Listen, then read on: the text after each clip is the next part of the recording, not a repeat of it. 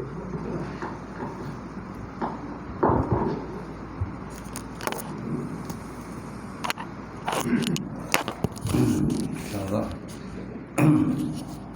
malam ni kita ngaji fiqh.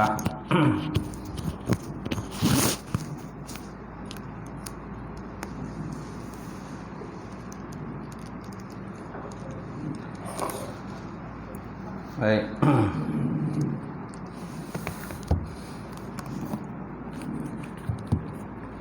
Kita mulakan kuliah malam ni dengan kita sama-sama membaca Ummul Quran Al-Fatihah. A'udzubillahi minasyaitonir rajim. Bismillahirrahmanirrahim. Alhamdulillahi rabbil alamin. Ar-Rahmanir Rahim. Maliki yaumiddin. Iyyaka na'budu wa iyyaka nasta'in. Ihdinas siratal mustaqim. Siratal ladzina an'amta 'alaihim ghairil maghdubi 'alaihim waladdallin. Amin. Assalamualaikum warahmatullahi ta'ala wabarakatuh. Alhamdulillahillazi hadana lihaza wa ma kunna linahtadiya laula an hadanallah. Asyhadu an la ilaha illallah wahdahu la syarika lah wa asyhadu anna Muhammadan abduhu wa rasuluh. Allahumma salli wa sallim ala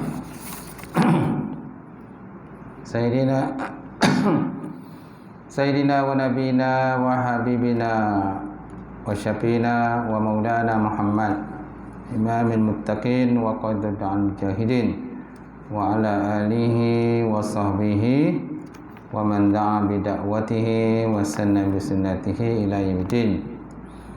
Rabbi israh li sadri wa yassir li amri wahlul 'uqdatam min lisani yafqahu qawli. Subhanaka la ilma lana illa ma 'allamtana innaka antal alimul hakim. Wala haula wala quwwata illa billahi alim azim. Wa qala Allah Subhanahu wa ta'ala fil Qur'an Karim ba'da auzubillahi minasyaitonir rajim. Bismillahirrahmanirrahim. Wala tahsabanallahu ghafilan amma ya'maluz zalimun innama yu'akhiruhum liyaumi tashkhasu fihi al-absar. Maksudnya janganlah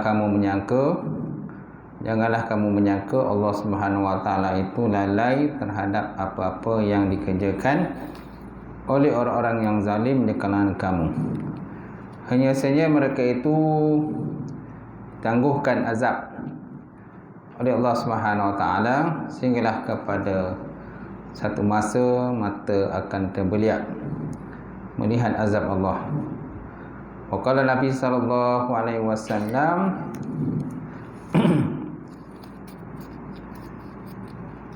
la yu'min hadukum hatta akuna ahabba ilaihi min walidihi wa waladihi wan nasi ajmain. Maksudnya tidak sempurna iman salah seorang kamu sehingga aku ianya lebih kasihnya kepada ayahnya, melebihi kasihnya kepada anaknya, dan melebihi kasihnya kepada manusia semuanya. Nawaitu ta'alluma wa ta'lim wa tazakkura wa tazkir wa nafha wal intifa wal ifadatu istifadah wal hasa ala tamassuki bi kitabillah wa sunnati rasuli wa du'a ilal huda wa dalalati ilal khairi ibtigha'a wajhillah wa mardatihi wa qubi wa sawabihi subhanahu wa ta'ala. Yang mati silakan Al-Fatih Tuan Imam kita. Dan lupa juga Tuan Bilal sebenarnya pengerusi masjid, jawatan kuasa masjid, seluruhnya sidang jemaah muslimin muslimat, mukminin mukminat wa ta'ala. Alhamdulillah kita panjatkan puji dan syukur kepada Allah Subhanahu Wa Taala, kena dengan limpah guna serta rahmat daripada Allah. Lagi kita dapat bersama pada malam ini untuk kita sambung pengajian kita, Kitab Munyatul Musalli. Malam ni kita sampai kepada apa itu?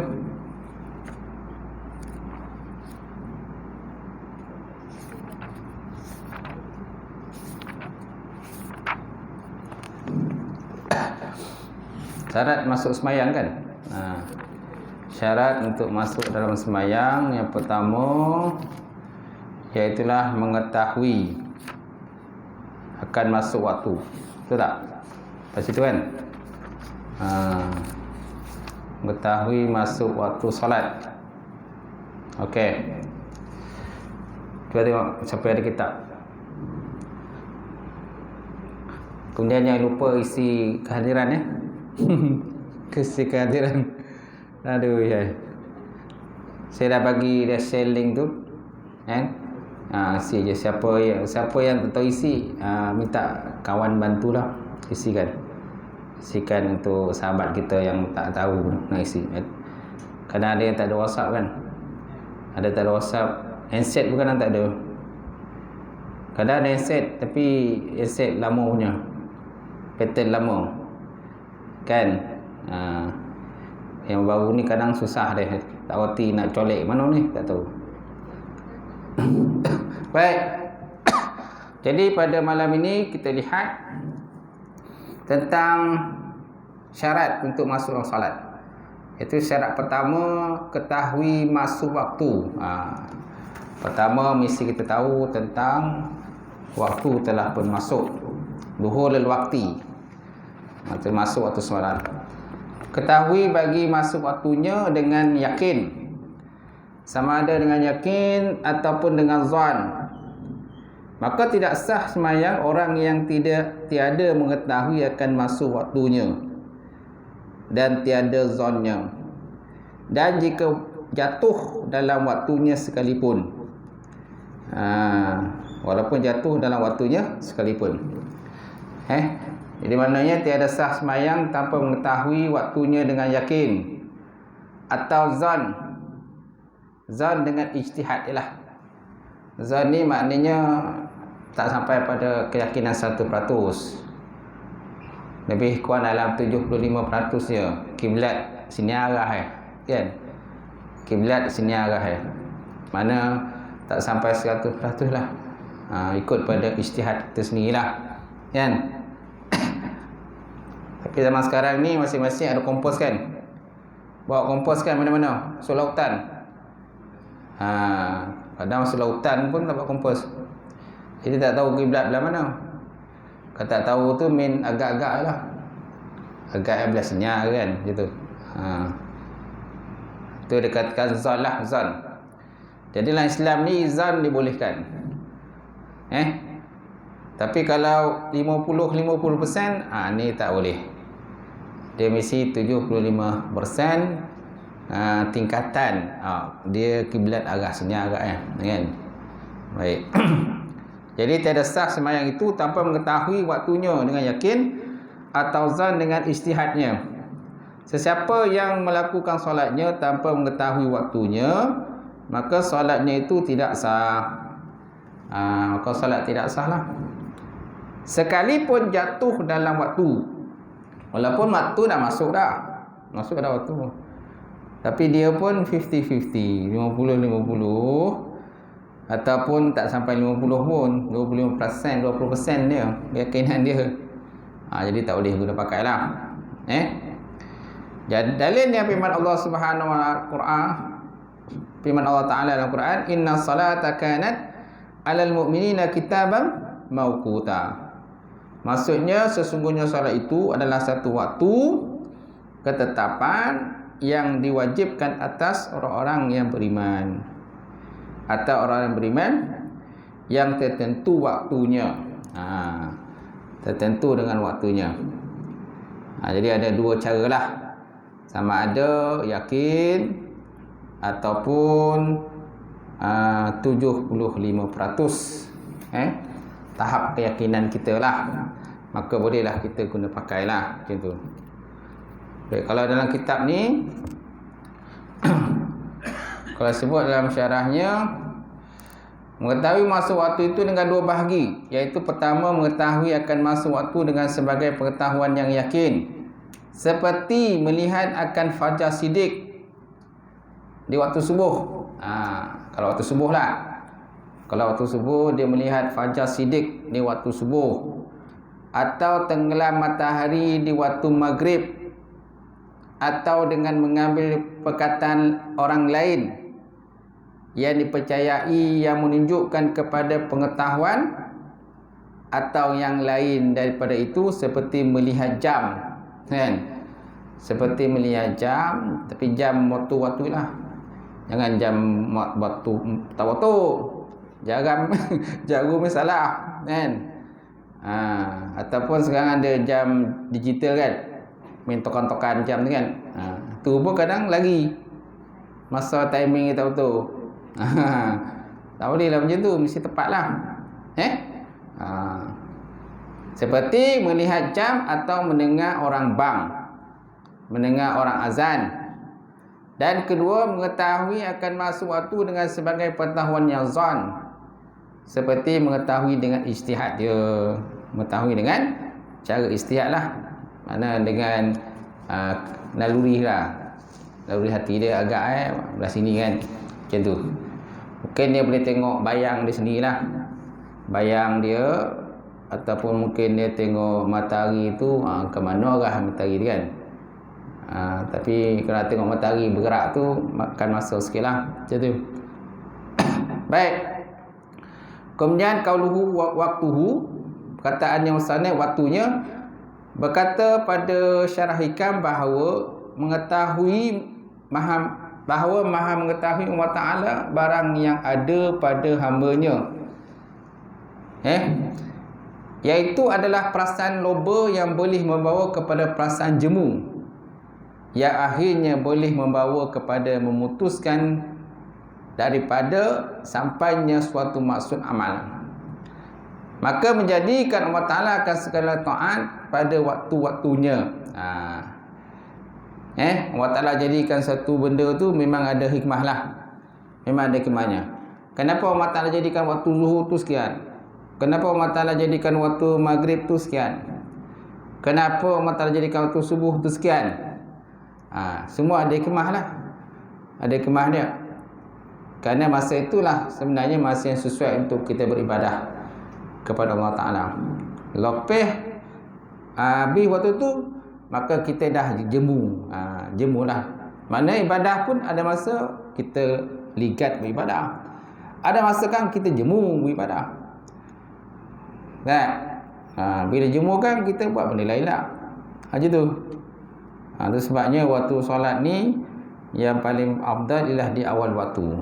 Paling afdal waktu dah semayang kan, awal waktu kan, lepas tu kan kita dah sibuk benda lain pula, urusan dunia dan sebagainya kan.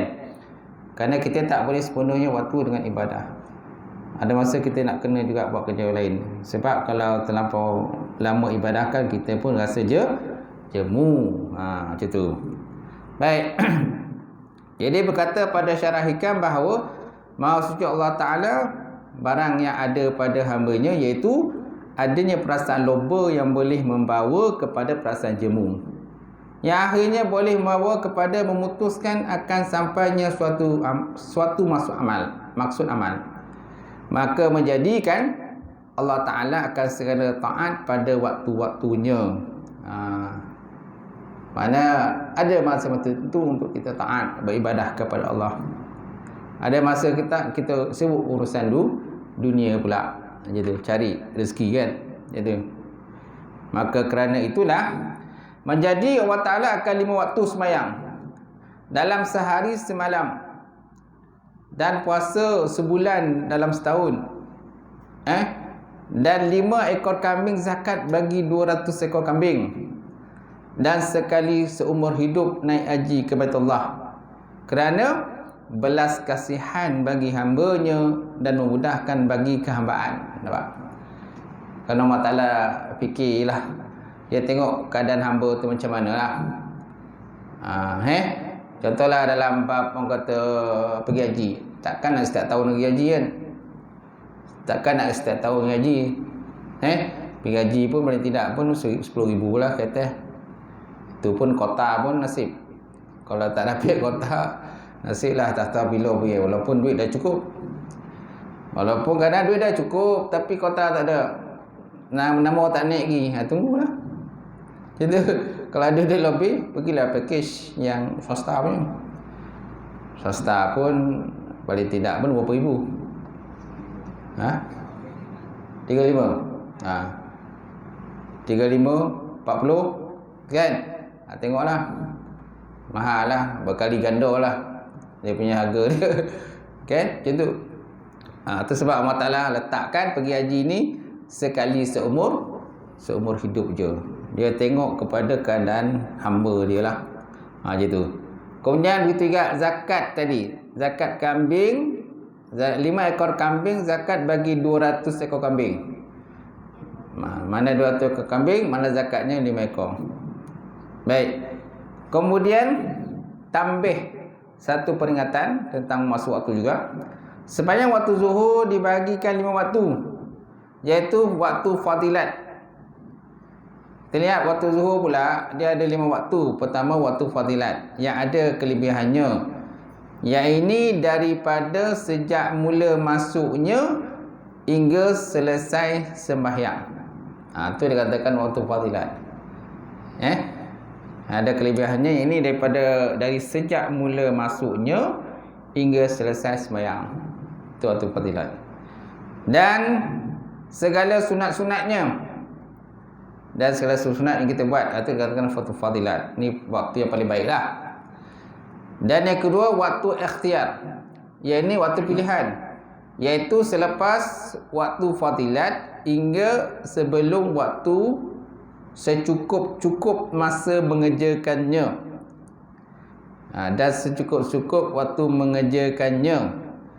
Itu dia katakan waktu ikhtiar. Waktu pilihan iaitu selepas waktu fadilat hingga sebelum waktu secukup-cukupnya masa mengerjakannya solat. Macam tu. Dan waktu uzur. Waktu uzur iaitu waktu asar bagi orang yang sembahyang jamak. Dan waktu makruh iaitu di dalam masa secukup-cukup mengerjakannya sahaja. Secukup-cukup mengam-ngam sembahyangnya, waktu pun habis, kan? Ngam-ngam je sembahyang habis, takbir kita salam, waktu sembahyang pun habislah. Dah keluar waktu lah. Masuklah waktu lain pula. Itu masuk secukup-cukup tu. Baik, kemudian dan waktu haram, yang ini tak sempat habis mengerjakannya, sudah masuk waktu asar. Tak sampai nak habiskan sembahyang tadi, tiba-tiba waktu asar pun habis. Itu dikatakan sebagai waktu haram. Adapun waktu asar pula dibagi kepada 5 waktu, iaitu waktu fadilat yang ada kelebihannya, iaitu daripada sejak mula masuknya waktu hingga tamatnya sembahyang, dan kita mengerjakan segala sunat-sunatnya. Itu dikatakan fadilat. Sama macam waktu zuhur juga. Mulai pada sejak mula masuk waktu asar hingga tamat sembahyang dan segala sunat-sunatnya.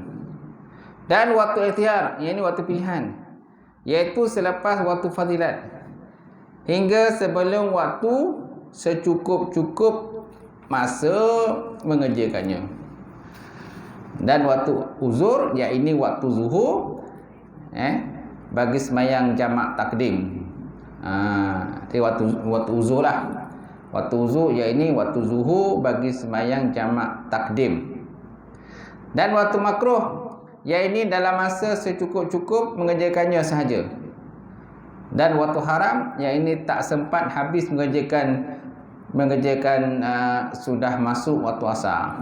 Tak sempat nak habis mengerjakannya, dah masuk waktu asar. Baru nak 2 rakaat kan, dah habis waktu, dah masuk asar. Dan waktu maghrib padanya waktu fadilat yang ada kelebihannya. Dan waktu zuhur yang ini bagi sembahyang jamak takhir dalam waktu isyak. Dan sembahyang waktu isyak pula dibagi kepada 5 waktu, sama macam zuhur dan asar, cuma waktu uzurnya ialah waktu maghrib bagi orang yang sembahyang jamak takdim. Adapun sepanjang waktu subuh dibagikan kepada 2 waktu.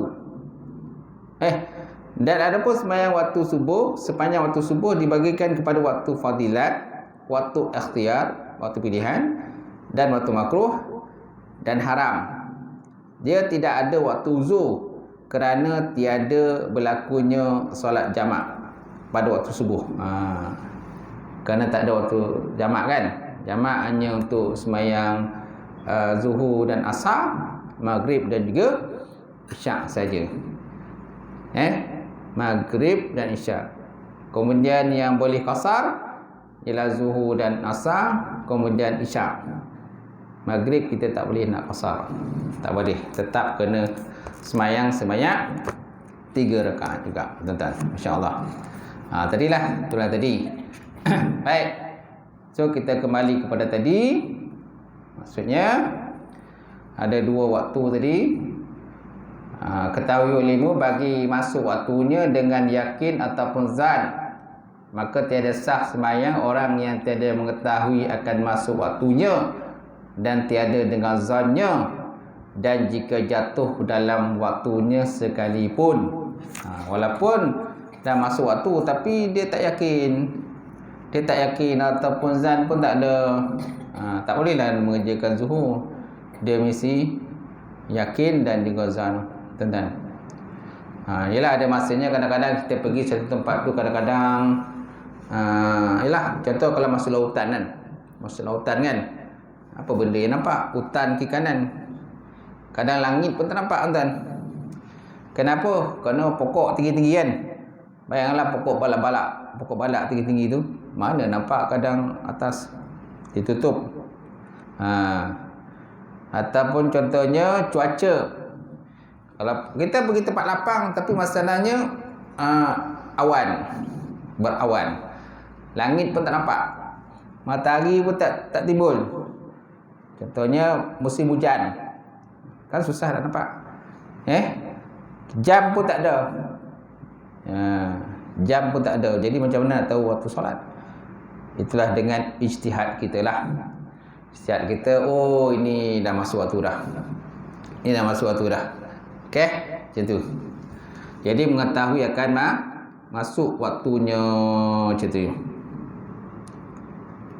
Baik, kemudian yang kedua menghadap kiblat.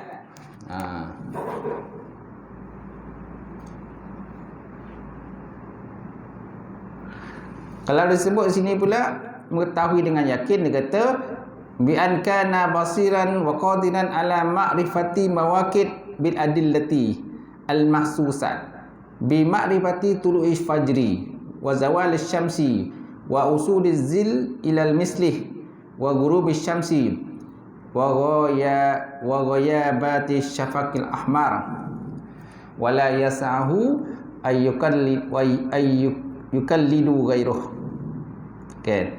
Dengan bahawa adalah seorang tadi jenis orang yang boleh melihat masuk waktu atau berkuasa di atas mengenal segala waktu dengan dalil-dalil ataupun tanda-tanda yang hissi, bentuk isi lah, benda boleh nampak, dengan mengenal contohnya terbit fajar ataupun gelincir matahari, zawal syamsi, ataupun usulul zili ila misih, sampailah bayang kepada misalnya. Sampailah bayang kepada misalnya. Contoh kayu kan. Kayu kalau kita letak di tempat tu, di tempat yang lapang, jadi bayang kayu tu dah sama panjang dengan kayu. Bayang kayu dah sama panjang dengan kayu. Itu pun salah satu tanda lah untuk kita mengenal akan masuk waktu. Wa ghurubi syamsi, dan terbenam matahari. Dan kemudian gaibnya syafaq yang merah. Gaibnya hilangnya syafaq merah. Syafaq merah kaki langit kan, benda tu hilang. Itu salah satu tanda lah, oh ni dah masuk waktu isyak. Itu kan. Kemudian mengetahui dengan yakin dengan ijtihad, wazalika bi ayat ta'wida ala adillati zanniyah zatu dilalah ghairu mubasyarah wal qiyas bi amali wa tuliha. Demikian tadi dengan bahawa dia berpegang dengan dalil-dalil yang zan, yang mempunyai dilalah, mana petunjuk, yang mempunyai petunjuk seperti bayang-bayang, seperti bayang matahari, bayang kayu ke, bayang bangunan ke sebagainya. Jadi dia zan kat situlah. Dan kias dengan amalan dan panjangnya. Baik, kemudian okey, habis. Seterusnya kita masuk yang kedua, syarat yang kedua menghadap kiblat. Tadi masuk waktu.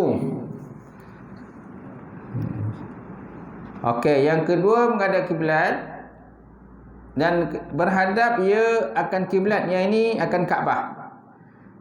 Jikalau dengan ijtihad sekalipun. Yang kedua menghadap ia akan kiblat, yang ini Kaabah. Jikalau dengan ijtihad sekalipun. Okey. Jadi berhadap kiblat ini ialah syarat bagi sah solat. Kecuali pada sembahyang sidatul khauf, sembahyang takut. Kalau sembahyang takut, mana sembahyang dalam peperangan kan? Contoh sembahyang dalam peperangan, jadi tak perlu kita menghadap kiblat. Bolehlah menghadap ke mana je. Walaupun tengah menghunus pedang dan sebagainya, tengah bergumpal, bergaduh dan sebagainya, sembahyang tetap kena didirikan juga. Tak tahu macam mana lah, niatlah sembahyang walaupun tengah bergumpal. Itu dikatakan sembahyang sidatul khauf. Jadi menghadap kiblat ini ialah syarat sah solat, kecuali pada sembahyang sidatul khauf, sembahyang takut atau sembahyang dalam peperangan. Dan sembahyang sunat tengah perjalanan. Sembahyang sunat di pertengahan perjalanan, ini hukum tiada khilaf di kalangan para fuqaha. Baik, kemudian apakah dikatakan kiblat? Kiblat ialah jihad Kaabah ataupun in Kaabah.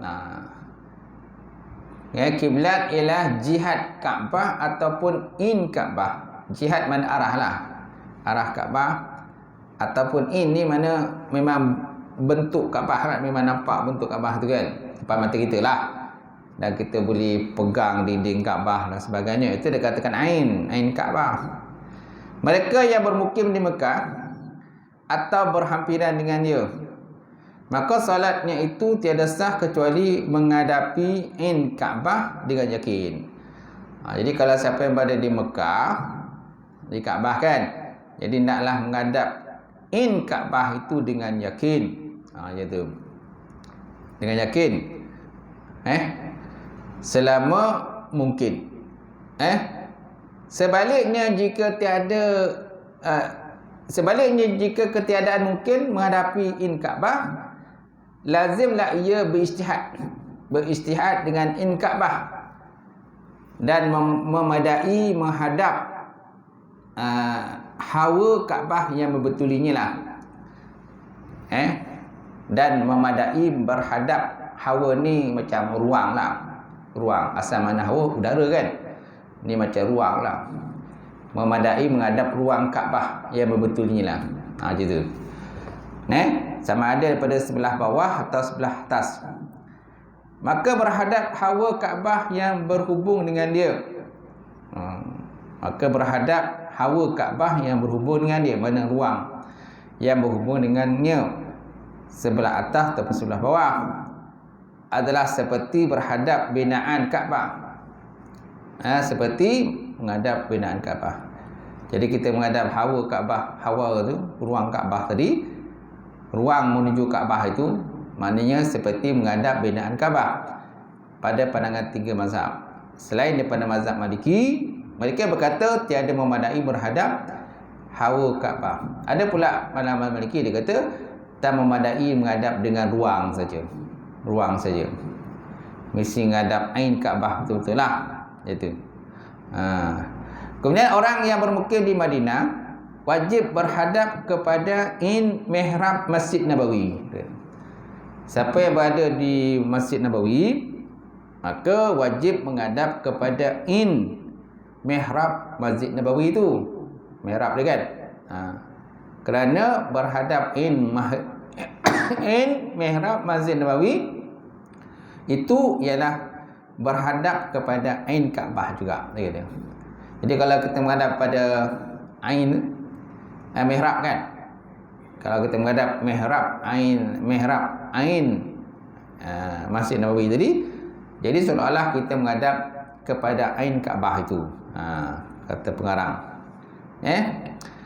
Ini orang yang bermukim di Madinah, dia kata wajib berhadap kepada mihrab Masjid Nabawi. Kerana berhadap mihrab Masjid Nabawi itu ialah berhadap Kaabah. Kerana dilintangkannya dengan wahyu daripada Allah Subhanahu Wa Taala. Baik, kemudian adapun orang yang jauh daripada Mekah, maka disyaratkan berhadap jihad Kaabah. Siapa yang jauh daripada Mekah pula, walaupun dia berada di Arab Saudi kan, walaupun mereka berada di Arab Saudi, tapi dia jauh daripada Kaabah, maka mereka hanya menghadap jihad Kaabah. Jihad Kaabah, bukan Kaabah itu. Jadi tak lazim dia berhadap pada Kaabah. Bahkan dia kata, bahkan sah berpindah daripada Kaabah kepada kanannya ataupun kirinya. Bahkan dia kata sah berpindah daripada Kaabah kepada kanan atau kirinya. Ini adalah pendapat daripada mazhab yang tiga, selain daripada mazhab Imam Syafi'i rahimahullah. Kata Imam Syafi'i, kata fuqaha Imam Syafi'i, dia kata mereka yang berhampiran dengan Mekah atau jauh darinya wajib berhadap Kaabah atau hawanya yang berhubung kepada Kaabah. Hawa mana ruang lah, ruangnya yang berhubung dengan Kaabah. Akan tetapi mereka yang berhampiran dengan Mekah itu wajib berhadap Kaabah atau hawanya dengan yakin.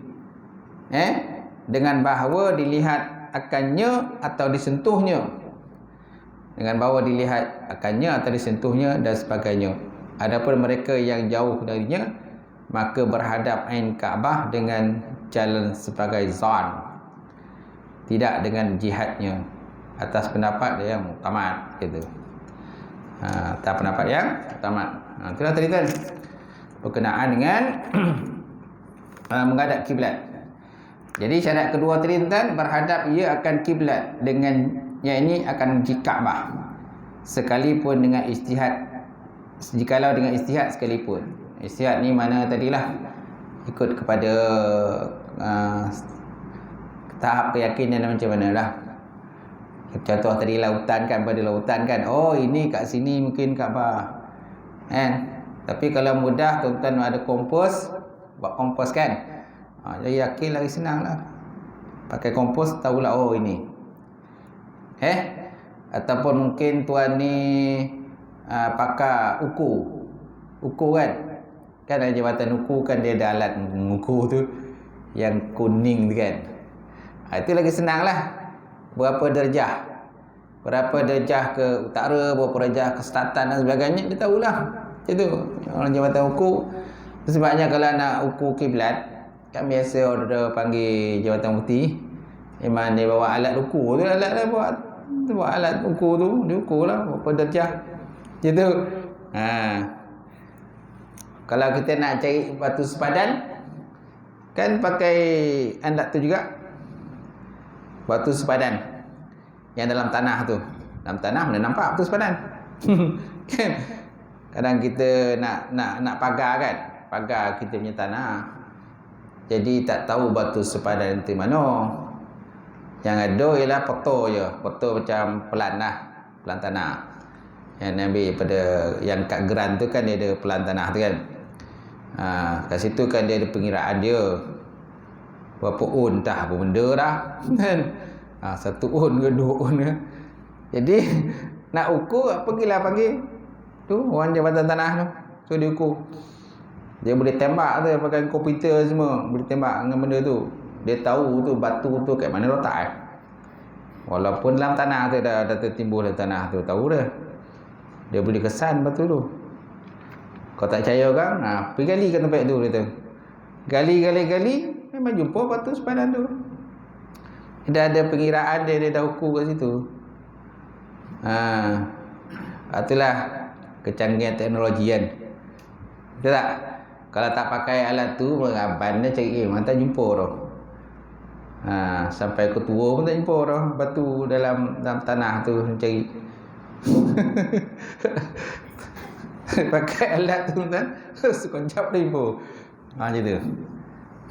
Sebab saya pun pernah ikut dulu ada orang cari batu sepadan tu. Tanah arwah ayah saya dulu kan. Macam tu. Nukit batu tangguh tu, bukit tu. Tu punya tinggi tu bukit tu. Masya Allah tinggi betul. Tapi orang tua-tua dulu kan. Dah dapat bahagian dia tanah tu ada tanah kan. Tapi zaman sekarang pun, sampai sekarang pun tak ada. Anak-anak semua tak naik ke situ. Tak ada masa nak naik. Agak ada jadi hutan tu. Tuan-tuan. Kau semangat tak kuat, mana tak sampai tu situ. Tinggi nak mampu. Baik, dalil disyaratkan berhadap kiblat. Firman Allah Subhanahu wa taala, "Fawalli wajhaka syatrul masjidil haram. Wahai suma kuntum fawallu wujuhakum syatrah." Ayat surah Al-Baqarah ayat 133 144. Maksudnya palingkanlah muka kamu ke arah Masjidil Haram. Mana tempat letaknya Kaabah. Dan di mana saja kamu berada, maka hadapkanlah muka kamu ke arahnya. Baik, kemudian daripada Barak berkata, "Sallaina ma'a Rasulillah sallallahu alaihi wasallam nahwa Baitul Muqaddis 16 syahran aw 17 syahran summa surifna nahwal Ka'bah."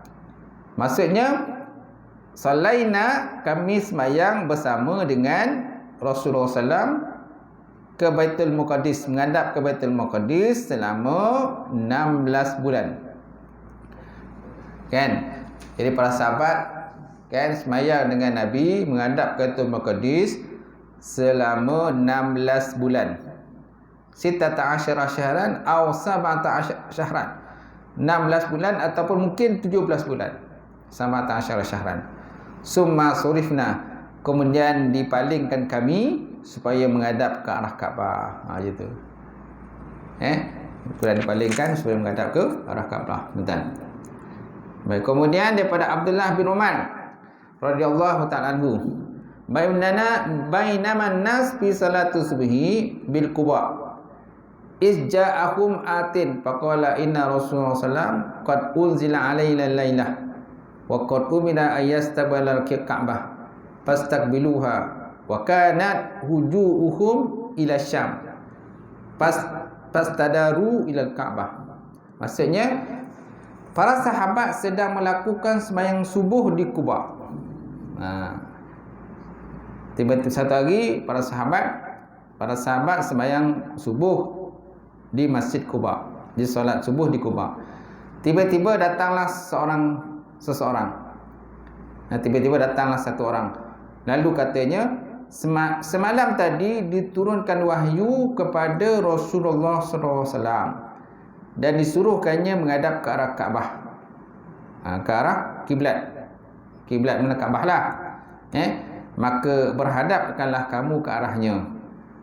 Pada waktu itu muka-muka mereka berhadap ke arah Syam. Syam mana ke Baitul Muqaddis lah. Maka berpusinglah mereka berhadap ke arah Kaabah.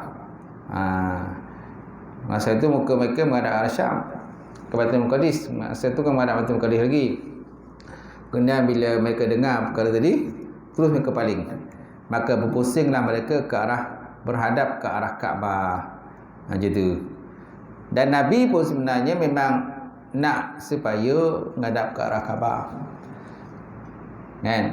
Sebab itulah Orang kata kelebihan Kaabah ni pun banyak kan, banyak kelebihan Kaabah ni yang berbanding dengan kata Baitul Muqaddis itu. Baitul Muqaddis pun ada sejarahnya dan Kaabah pun ada sejarahnya juga, tuan-tuan. Macam tu. Baik. Kalau kita lihat dalam kitab ni pula, dia kata kiblat yang sekarang maka tiada sah menghadap ke arah Baitul Muqaddis. Kerana itu dianya sudah dimansuhkan. Anak mansuh tak boleh lagi hadap ke sana. Dan orang sana pun dia akan menghadap ke Kaabah juga. Dulu sebelum dimansuhkan semua menghadap ke Baitul Muqaddis. Bila dah dimansuhkan, kan, orang Madinah akan menghadap ke Kaabah. Kemudian orang Baitul Muqaddis juga akan menghadap ke Kaabah. Mereka pun Kaabah juga. Walaupun mereka duduk di Baitul Muqaddis, tapi mereka tak boleh lagi menghadap ke Masjidil Aqsa itu, kan? Jadi mereka tetap juga akan menghadap ke Baitul Muqaddis. Masjid Aqsa tu lah. Kalau tuan-tuan lihat Masjid Aqsa itu, dia punya kiblat dia mengarah ke Kaabah. Dia kiblat dia mengarah ke Kaabah. Walaupun saya tak pernah pergi lagi. Sekarang boleh dilihat dengan Google Maps je. Boleh troka melalui Google Maps, kan? Google Earth, bumi ke sebagainya, boleh tengok. Tengok Kaabah tu menghadap arah ke mana. Ni Masjid Aqsa tu dia punya kiblat dia ke mana? Kiblatnya rupanya ke Kaabah. Macam tu. Baik. Kemudian adalah menghadap itu wajib pada sekalian jenis sembahyang, melainkan pada sembahyang orang yang sangat takut dan sembahyang lain yang boleh dikaitkan atau dihubungkan dengan dia. Maka jadi harus bagi orang yang musafir dengan safar yang mubah mengerjakan sembahyang sunat menghadap pihak yang dikasatnya. Jadi kalau orang yang musafir dengan safar yang mubah, safar yang harus, mengerjakan sembahyang sunat menghadap pihak yang dikasatnya sebagai ganti daripada kiblat itu, macam tu. Baik, kemudian ini ada satu faedah. Dia kata pernah diceritakan oleh guru hamba mana, guru pengarang lah, Hasyiah Musalli ini, yang dikarang oleh Syekh Al-Alamah Daud bin Abdullah Al-Fatani Ta'ala, yang ditahqiq oleh Muhammad Taib bin Wahid. Dia kata pernah diceritakan oleh guru hamba di Makkahul Mukarramah, ya rahimahullah ta'ala, Syekh Wan Abdul Latif, bahawa dia kata awalnya para malaikat, termasuk malaikat yang berada pada setiap lapisan langit, 7 lapisan berbuat ibadah dengan bertawaf mengelilingi arasy. Dia kata awalnya para malaikat, termasuk malaikat yang berada pada setiap lapisan langit, mana 7 lapisan tadi, berbuat ibadah dengan bertawaf mengelilingi arasy dengan mengambil masa yang lama kerana besarnya dan luasnya arasy tadi. Disebabkan besar dan luasnya arasy, jadi mereka makan masa yang lama lah untuk mengelilingi akan arasy tadi. Gitu. Maka dengan rahmat dan rahim Allah Ta'ala dibinakan Baitullah pada setiap lapisan langit. Lalu diperintahkan para malaikat yang menghuni setiap langit untuk beribadah di Baitullah yang dibinakan itu. Mana pada setiap langit itu ada Baitullah, pada setiap langit. Kalau seandainya mereka hanya bergantung dengan arasy, jadi mereka makan masa yang lama lah. Sebab arasy ni luas, dia kata. Arasy ni luas dan besar, jadi mereka makan masa yang lama untuk mengelilingi arasy. Maka lalu dibinakan Baitullah pada setiap langit. Dia kata. Maka dengan rahmat dan rahim Allah Ta'ala dibinakan Baitullah pada setiap lapisan langit, lalu diperintahkan para malaikat yang menghuni setiap langit untuk beribadah di Baitullah yang dibinakan itu. Tidak perlu lagi naik ke arasy lagi, kerana begitu jauhnya jaraknya untuk naik ke arasy Allah Subhanahu wa Ta'ala.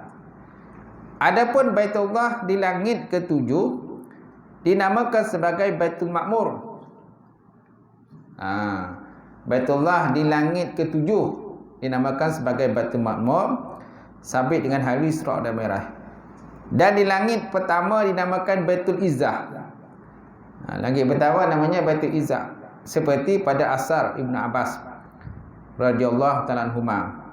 Dan sesungguhnya Allah Subhanahu wa taala merintahkan malaikat membina asas Baitullah, ini Kaabah di bumi, bermula dari lapisan bumi ketujuh, lagi bagi tujuan sebagai tempat ibadah kepada penduduk bumi pula. Jadi untuk penduduk bumi maka dibinalah tuan-tuan, dibinalah Kaabah untuk kita.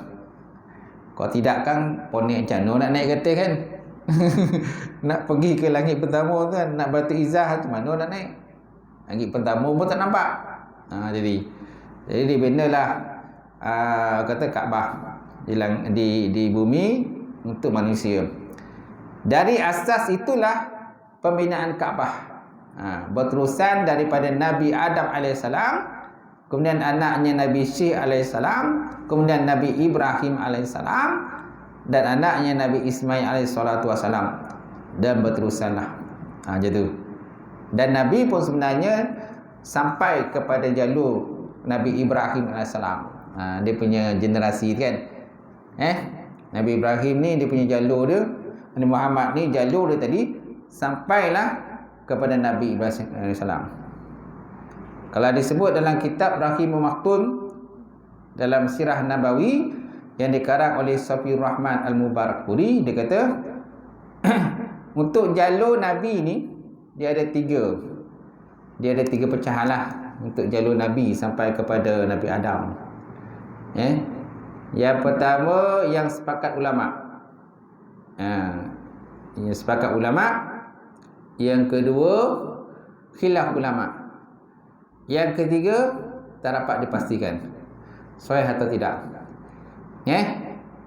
Yang pertama yang sepakat ulama itulah daripada Nabi sampailah kepada Adnan, datuk ia bernama Adnan, Nabi Muhammad SAW bin Abdullah bin Abdul Muttalib kan, sampailah kepada yang bernama Adnan tu, nenek yang Adnan.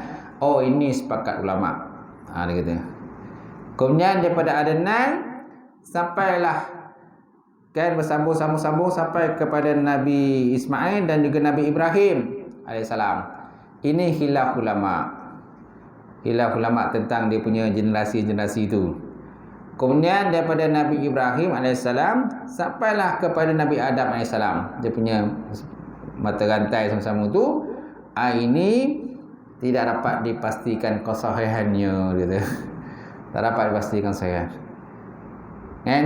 Gitu. Betul atau tidak? Tak dapat dipastikan. Itu pandangan daripada Syekh Syafiuddin Al-Mubarakpuri dalam kitab Rahimul Maktun, kan? Kisah Nabi Muhammad SAW, Sirah Nabawi sallallahu alaihi wasallam. Baik.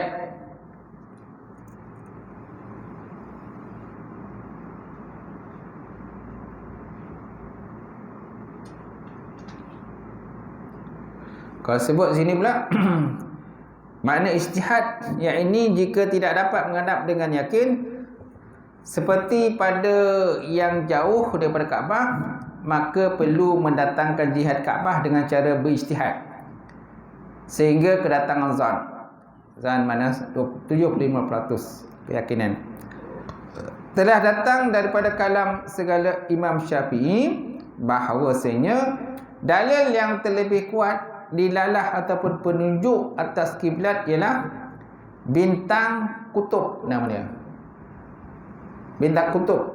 Ni dah dilalah ataupun petunjuk di atas kiblat yang terlebih kuat. Saya tak tahulah ke langit tu bintang kutub yang mana satu. Dia ada satu bintang namanya bintang kutub, Qab-Toba. Qab-Toba kan kutub kan? Gitu. Nah, dia kata telah datang daripada kalam segala Imam Syafi'i bahawasanya dalil yang terlebih kuat dilalah mana petunjuknya atas kiblat ialah bintang kutub. Dan yang terlebih dhaif ialah a'yan. A'yan maksudnya boleh diketahui dengan mudah menggunakan alat kompas. Boleh digunakan dengan mudah menggunakan alat kompas. Ini pun dalil yang tak kuat juga, dia kata, yang terlebih dhaif. Dan ada juga ulama Syafi'i seperti Syekh Khitab menyatakan bahawasanya yang terlebih kuat itu dengan mengetahui garis bujur dan garis lintang sesuatu negeri. Yang ini mungkin titik koordinat. Kata. Koordinat betul tak? Kaf, waw, ro dan ya, ta, alif, ta. Betul? Koordinat lah. Jawi tu kan? Jawi. Yang ini mungkin titik koordinat. Lihat dalam kitab Sabil Muhtadi gitu kan. Hoi, panjang lebar kan. Pembahasan berkenaan dengan kiblat dan juga masuk waktu tuan-tuan. Gitu. Okey. Akan datang kita sambung lagi berkenaan syarat ketiga menutup aurat. Gitu. Wallahu a'lam bissawab.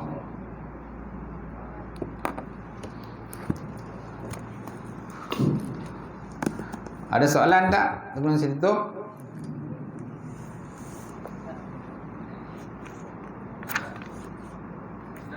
Kenapa dulu yang dulu menghadap Baitul Maqdis tak? Dulu menghadap Baitul Maqdis. Itu masa itu apa sejarah Baitul Maqdis? Isra Mi'raj kan? Yalah. Kat situ kan pertemuan segala para nabi. Pertemuan kepada semua para nabi bertemu di situ di Baitul Maqdis. Dan Baitul Maqdis ni juga tempat naik ke langit lah dalam peristiwa Isra dan Mi'raj itu. Sebab Nabi dia nak Isra Mi'raj, dia mesti pergi ke Baitul Maqdis. Kalau terus daripada Kaabah tu naik ke langit kan boleh kan? Gitu. Kan boleh je. Kenapa nak ambil jalan jauh?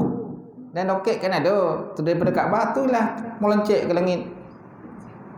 Borak tadi kan. Terus meloncek ke langit. Kenapa nak pergi ke Baitul Maqdis? Itu mana adalah sejarah tu. Cerita dia kan. Dia nak nyatakan kemuliaan dia lah. Jadi kat situlah maknanya titik permulaan untuk naik ke langit. Sampai kat situlah, kat situ pertemuan segala para nabi dan para rasul. Dan Nabi Muhammad SAW sembahyang di situ kan. Jadi semua mengikut mengimamkan Rasulullah sallallahu alaihi wasallam. Itu yang sejarah Baitul Maqdis itu. Dan di Palestin juga adalah tempatnya banyaknya kelahiran para nabi dan para rasul di Palestin, di Baitul Maqdis itulah, tuan-tuan. Itulah antara sejarah kemuliaan dia. Itu sebab ke situ menghadap. Tapi Nabi lebih suka menghadap ke Kaabah. Itu sebab Nabi tak selalu orang kata pawali wajhaka syadral masjidil haram. Nabi selalu duduk pandang ke langit. Bila agak dapat menghadap ke Kaabah ni, akhirnya maka dapatlah perintah supaya menghadap ke Kaabah. Gitu. Wallahu a'lam bissawab. Boleh? InsyaAllah. Lain soalan ada? Lebih dah? Lebih ya? A'udzubillahi minasyaitonirrajim. Bismillahirrahmanirrahim. Alhamdulillahirabbil alamin wassalatu wassalamu ala asyrafil mursalin wa ala alihi washabbihi ajmain.